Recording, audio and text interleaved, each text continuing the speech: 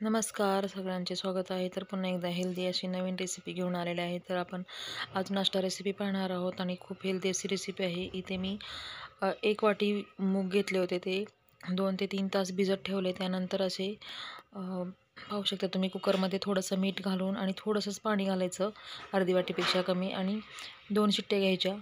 त्यानंतर आता पाहू शकता तुम्ही ते एका वाटीमध्ये काढून घेतलेले आहेत. पाणी सगळं आटवून टाकायचं, म्हणजे पाणी अजिबात त्याचं वेस्ट नाही घालवायचं.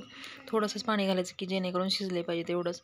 त्यानंतर एका बाउलमध्ये किंवा मोठ्या भांड्यामध्ये मूग घेतलेले आहेत शिजवलेले. त्यानंतर त्याच्यामध्ये 1 काकडी साल काढून चिरून घेतलेली आहे. त्यानंतर 1 टोमॅटो घेतलेला आहे, कांदा घेतलेला आहे बारीक चिरून, कोथिंबीर आणि 1 वाटी डाळिंब घेतलेले आहेत. तर पाहू शकता तुम्ही. त्यानंतर लिंबाचा रस घातलेला आहे. चाट मसाला घालायचा आहे तुम्हाला आवडत असेल तर, आणि हे सगळं व्यवस्थित मिक्स करून घ्यायचं.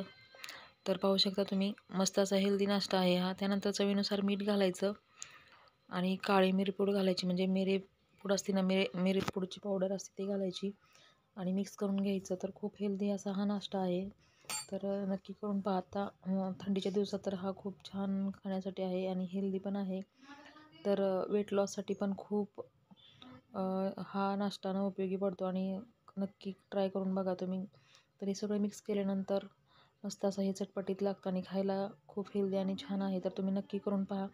रेसिपी आवडली असेल तर लाईक, शेअर, सबस्क्राईब करा आणि परत भेटूया अशीच नवीन रेसिपी घेऊन. तोपर्यंत मस्त खा, मस्त राहा आणि प्लीज माझ्या चॅनलला लाईक, शेअर, सबस्क्राईब करायला विसरू नका. तर तुम्हाला दाखवते मी, की पाहू शकता तुम्ही की किती छान असं हे दिसायलाही छान आणि हेल्दी. मुलं पण खूप आवडीने खातात.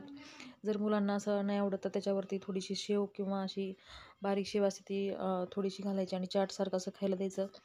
तर खूप छान असा ही हेल्दी नाश्ता आहे. नक्की ट्राय करून पहा आणि खरंच माझ्या चॅनलला सपोर्ट करा, लाईक, शेअर, सबस्क्राईब करा. तर पाहू शकता तुम्ही.